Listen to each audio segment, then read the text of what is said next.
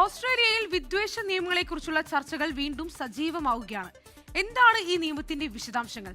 ഓസ്ട്രേലിയയിൽ നിന്ന് ചിന്നു ജെറാൾ തയ്യാറാക്കിയ റിപ്പോർട്ട് കാണാം. Combating antisemitism, hate and extremism bill 2026 എന്ന ഈ നിയമനിർമ്മാണം വിദ്വേഷം, തീവ്രവാദം, ജൂതവിരോധം എന്നിവയെ നേരിടാൻ ലക്ഷ്യമിടുന്നു. പുതിയ നിയമം വിദ്വേഷപരമായ പെരുമാറ്റങ്ങൾക്ക് കടുത്ത ശിക്ഷ ഉറപ്പാക്കും. സംരക്ഷിത വിഭാഗങ്ങൾക്കെതിരെയുള്ള അക്രമങ്ങൾക്ക് പ്രേരിപ്പിക്കുന്ന കുറ്റങ്ങൾക്ക് കൂടുതൽ കടുത്ത നടപടികൾ ഉണ്ടാകും. ഓസ്ട്രേലിയയിൽ വിദ്വേഷമോ ഭിന്നതയോ പ്രചരിപ്പിക്കുന്ന വ്യക്തികളുടെ വിസ റദ്ദാക്കാനോ നിഷേധിക്കാനോ ഉള്ള അധികാരം ഇത് വിസ നയങ്ങൾക്ക് നൽകുന്നുണ്ട്. രാജ്യത്തിന്റെ സാമൂഹിക ഐക്യത്തിന് ഭീഷണിയാകുന്നവരെ നിയന്ത്രിക്കാൻ ഇത് സഹായമാകും. ഓൺലൈൻ പ്ലാറ്റ്ഫോമുകളിലൂടെയുള്ള വിദ്വേഷ പ്രചാരണം നിയന്ത്രിക്കാനുള്ള ശ്രമങ്ങളും ഈ നിയമത്തിന്റെ ഭാഗമാണ്.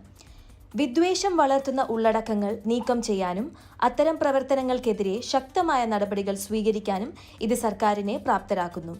ഒരു ദേശീയ തോക്ക് തിരികെ വാങ്ങൽ പദ്ധതിയും അനുബന്ധ ഭേദഗതികളും ഇതിൽ ഉൾപ്പെടുത്തിയിട്ടുണ്ട്. ചുരുക്കത്തിൽ, വർദ്ധിച്ചുവരുന്ന വിദ്വേഷ കുറ്റകൃത്യങ്ങളെയും തീവ്രവാദത്തെയും തടയാൻ സമഗ്രമായ സമീപനം സ്വീകരിക്കാനാണ് ഓസ്ട്രേലിയൻ സർക്കാർ ഈ ബില്ലിലൂടെ ശ്രമിക്കുന്നത്.